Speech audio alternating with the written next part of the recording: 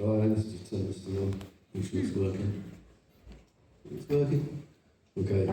So yeah, basically I wanted to talk about lightsynths because they're a big part of my career that often gets overlooked because everybody talks about the games, but they kind of it all fits together in the end, which I hope I'll do. So this stuff began way before I ever even saw a computer, and way before I should hasten to add I'd ever taken any drugs. I was 11 years old, God I'm old, when Dark Side of the Moon came out. Praise be to Floyd. This was the first band that I ever really got into. I mean, as a child, you like various novelty records and things like that, but the first music that I really seriously got into was Pink Floyd. And there's this one track called On the Run, which has this repeating synth riff with filter sweeps and everything. It sounds really good. It's very driving to the forward kind of sound. And I'd lie in my darkened bedroom listening to this riff, to this track. I would see geometric shapes in my head. I would see sort of abstract shapes rushing past me in my head as I was listening to this synth music, and nothing else had ever done that to me before. And so I used to lie in my bedroom and go on trips with my little 11-year-old head. And then a few years later, I was at school, secondary school, 14 years old. We had this thing called a foreign exchange, where you'd have students from different countries would come over and stay with families in the UK. I was assigned this French guy, Eric Beloche, I think his name was. And he was tall, he was handsome, he was mature beyond his 14 years. All the girls in the school absolutely fancied him. So, because he was being hosted with our family, I got invited to this party where nobody was interested in me, they were all interested in him. So I was there pretty much not really knowing anyone. I wasn't there with my normal friends and I was on my own.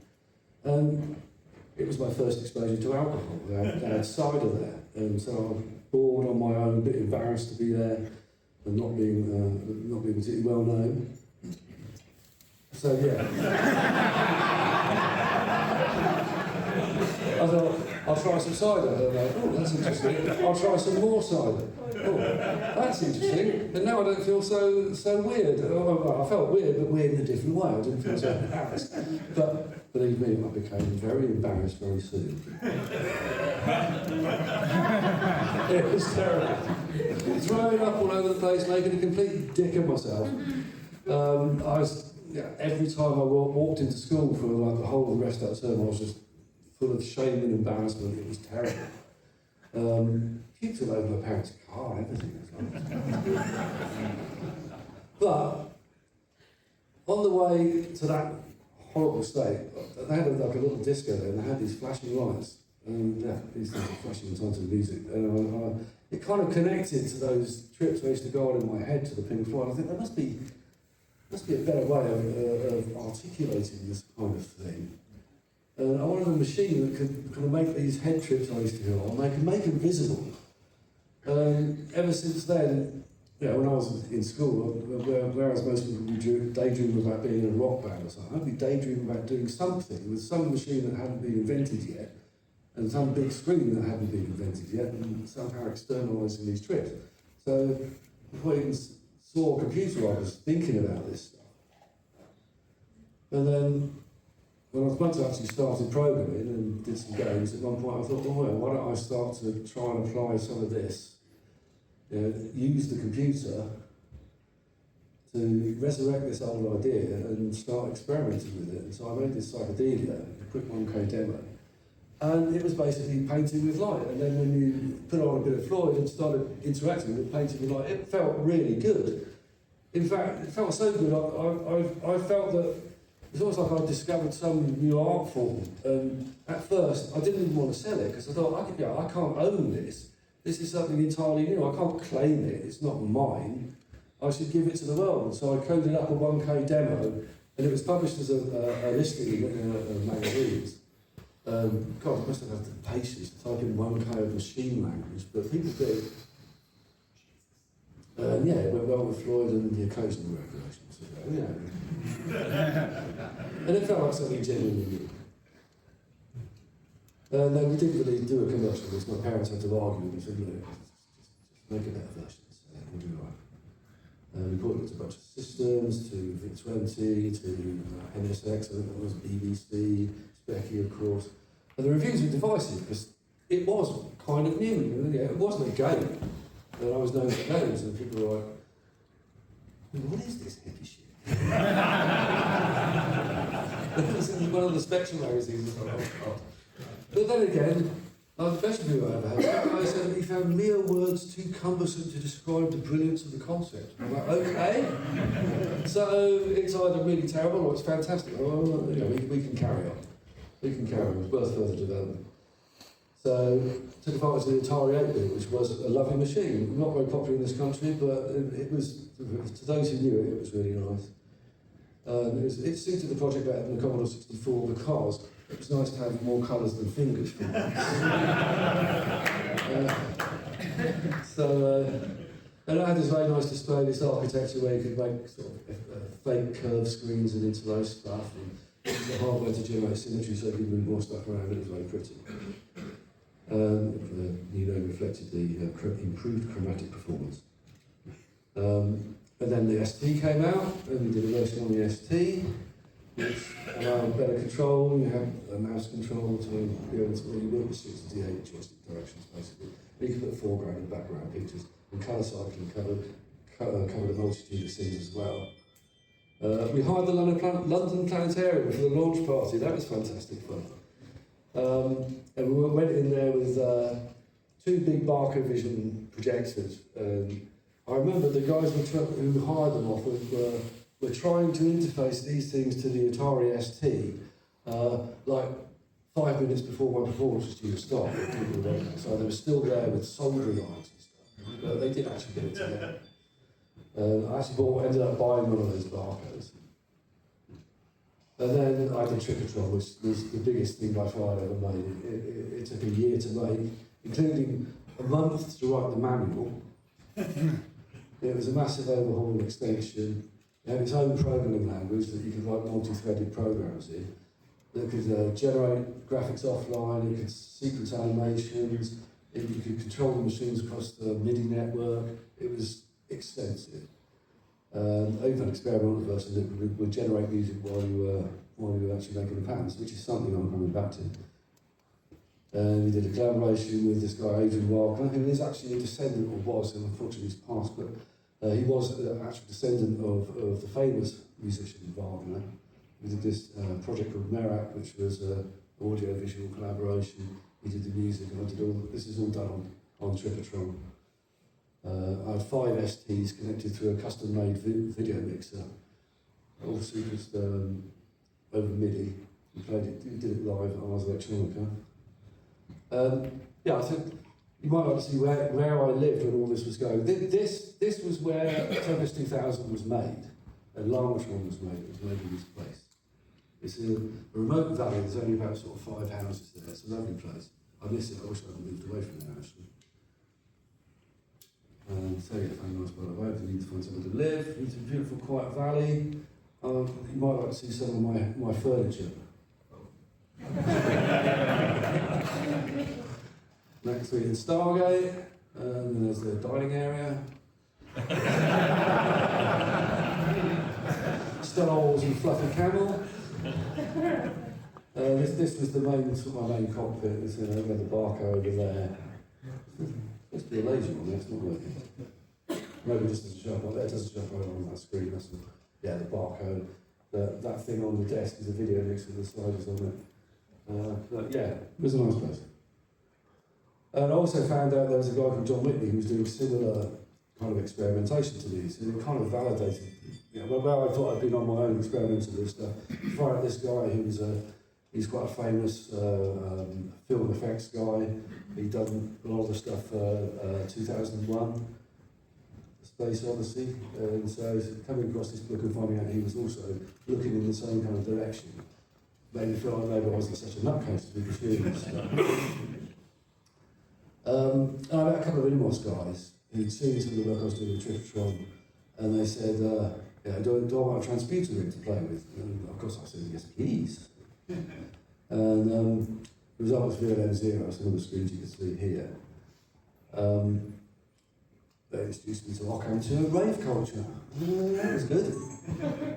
And I ended up, well, one of the guys actually ended up being sent to the US 6 months before I went out there. And he was sent out there to help with a new startup. And then when I came out there, I used to hang out with him a lot. And he took me to see this company he was helping to bring up. And it was a new company, they had a fairly small office at that point, a handful of people. Didn't have any silicon or anything.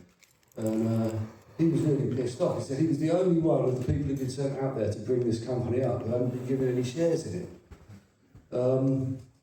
It was NVIDIA. Anyway, so yeah, this is actually used by the Shaman, this VLM0. And at one point I even had this plugged into my Nakadon 286. Because I got invited out to Paisley Park to demonstrate it to a certain purple gentleman. Levi from New Power Generation had that thing plugged into my 286, which was quite bizarre.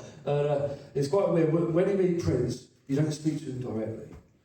He's got like an interpreter. I mean, you speak in the same language, but you don't speak to somebody else directly. But yeah, they did actually use it on one of the UK tours, I think.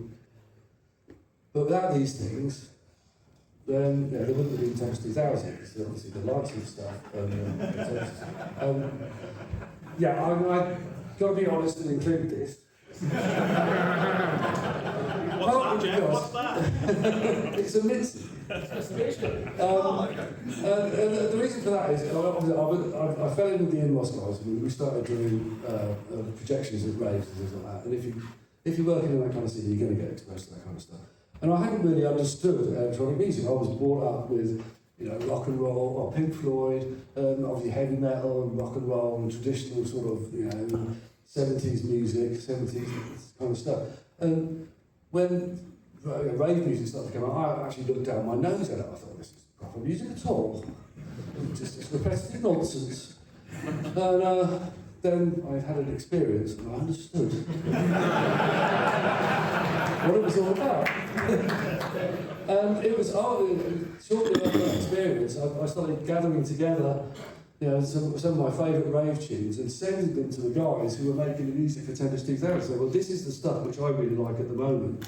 Will you do me something that's got that same kind of energy? Well, you know the job they do. So there wouldn't have been Tempest 2000 without all those things. Then we got into the Thermite Atari, and we got a meeting with Jack Tramell, which was scary. Jack's quite a scary guy. But TTK had done well, so I think there was a little bit of a shine on me, so we actually listened to our ideas. And we said we could build one of these things. It was one of the first visualisers, actually, into the Jaguar CD1, which does look like a toilet, it does. Especially on the cartridge on the back, it's like a little system. And it was made in Wales with final integration done in Sonar. Leonard Tramell. People say of Leonard Tramell that he was difficult to get on with and a bit prickly, but he was the most technical of all the Tramells. And I got on really well with him, and he absolutely loved this thing. I would go into my cubicle at Atari to work on the integration, and find him already there, firing at the prototype and dancing around and playing his CDs. So yeah, he loved it. And it's primarily a visualiser. I didn't even know it was Atari's first visualiser. They had this bloody thing, which they had back in the 1970s when everybody at Atari smoked weed. I had no idea this existed. It was never released in Europe. It was a crazy thing. And then Atari fell to bits while I was there. I didn't know anything to do with that, but it did.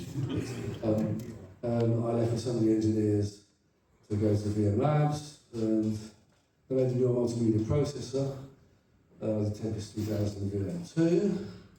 It's still primarily a visualiser. It's kind of getting away from my vision of lightsynths. They're different things. And then people take the piss out of the norm because it failed. It did fail, but as a processor, it was very interesting. Most of what you see there was actually done with shaded code, or what we would now call shaded code, where you do a significant computation per pixel. The vectors, for example, are done with distance fields. The works divided up into an array of four CPUs in it, effectively. Each one had 4 code instruction RAM and 4 code data RAM. And there was no GPU, it was a 54 megahertz chip. And so you had to be DMAing and code overlays and chunks of screen and working on. And still we were able to get working games out using shader techniques on a 54 megahertz chip.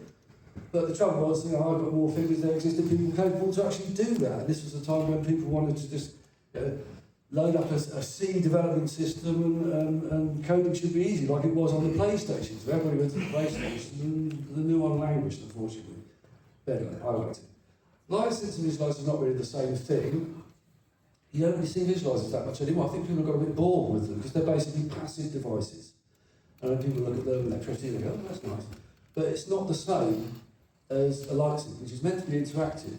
Because when you're actually using a light synthesizer, you're creatively engaged in a process along with the music. You feel like a part of the performance and not just a passive listener or viewer. And it feels really good. It does. It feels lovely. Of course, Unity is a game that the converters just didn't happen. I was going to do this game for Lionhead on GameCube. All these other sports together. You can turn the music down. It doesn't have to be up. Oh no, somebody's phone. I thought it was this one. Fair enough. So yeah, I wanted to do something. These sports together. I've just been giving him dirty looks for about 20 minutes because his phone's going off. So we rank it. So yeah, I wanted to integrate the two sides of this thing, and I was supposed to do this game, which proved to be a bit ambitious. It was over-ambitious, really. I've been working on it for 2 years and still haven't finished it. But fuck's sake! I'm going to make you feel bad now because it's my 8-year-old daughter who her phone gets through the do not disturb things. Yeah. Remember that dead llama? By the way, do you know how difficult it is to dispose of a dead llama?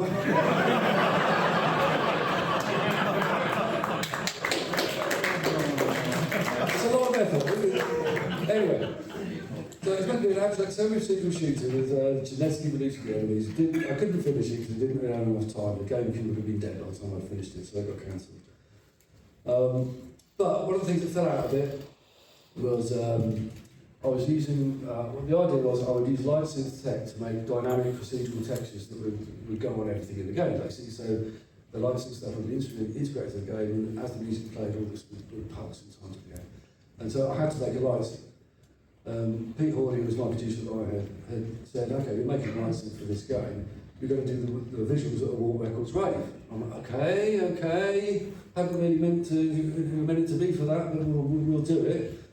And I had to turn this text generator into a usable lightsynth and do it in a hurry, because it's coming up, it's in December. My mates would come down and I'd show them what was going on with this new lightsynth. And I put multiple controls on it, and we all started playing it. And it got to the point where,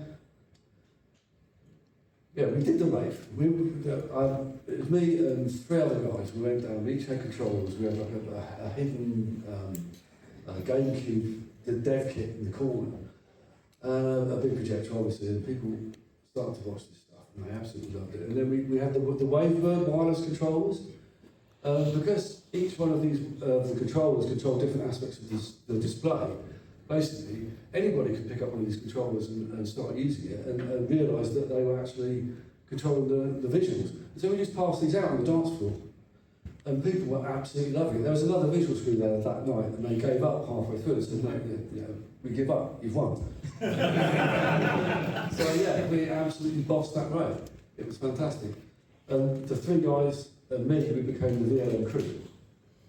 And they would come down to my place every week for maybe a year and a half. None of us ever experienced anything like this. It was fantastic. We would just get together and we would play lightsynth to mixes of techno music all night, every night, every weekend. And each of us learned our specialities. Somebody had tunnels, somebody had the camera, somebody had the feedback, and so we each developed our own set of skills. Eventually, the word about these nights got around, and we had some games people come down to have a look, including a guy from Microsoft. He said, well, this is very cool stuff. He was quite blown away by it and said, if you can demonstrate that you can put this stuff onto the Xbox 360, this is where Ivan came in. He said, if you can demonstrate a port of this running within a couple of weeks, then we'll see what we can do with regard to getting you into the Xbox 360 firmware. So Giles did this, he hit the ground running and we got in. It was fantastic. And at this point, it was like I made that machine I first dreamed of when I was 14 years old. Effectively, this is what it was. A machine to externalise those head trips, and we were going to massively distribute it. And I always call it our biggest success and our biggest failure because it was the most widely distributed lightsynth software ever. But we had to make it into a visualising, we had to make it passive in order for it to go into the Xbox, because they wanted a visualiser and not a lightsynth. So, although it still had the lightsynth functionality, it was never documented and hardly anybody ever knew about it. So, yeah, I made a great visualiser, but visualisers aren't really my thing. So, yeah, it was nice. We made good money on it, but not as much as you might expect, but, you know. Life goes on after that. Neon became our game engine. Did Space Giraffe, which is another attempt to bring the two sides of things together in the game and the lightsynth stuff, where the lightsynth stuff was actually part of the difficulty of the game, which some people hated, some people loved. Polybius is also built on top of this same Neon core, which gave us the chance to work with Trent Reznor on it now, so that was fantastic. He was a lovely guy to work with, a proper gentleman.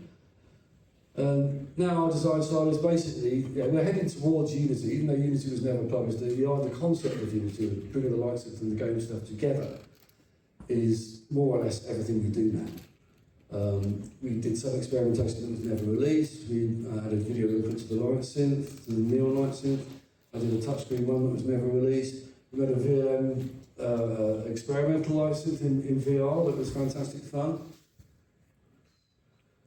A couple of years ago, I was working on something else, and the new lightsynth started to come out.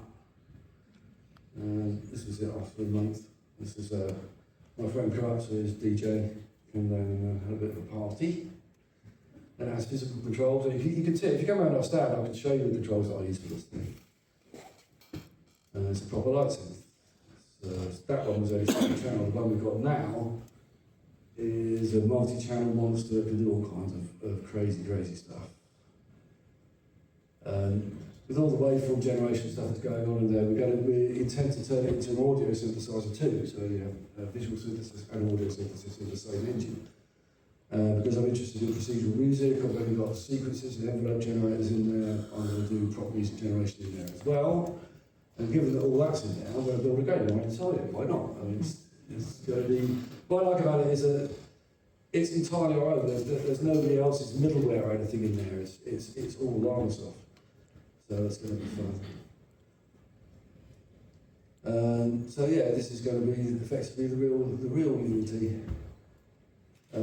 Is it a light synth? Is it an audio synth? Is it a music tool? Is it a game engine? Yes. And hopefully one day I will do Space Giraffe 2 in it, because I'm determined that before I die I've got to do Space Giraffe 2. I'm getting old, but hurry up, hang on. And so yeah, I'm still plod along. It's the most complex thing I've ever built, I think, since Stripatron. You know, we do have a game in mind for it. I can't say what it is yet, because it's going to be another Atari game. Who knows? But moving forward, whatever we do, it's going to have lightsynth in it, so it's always going to be Unity, effectively. And that's it. The art of art.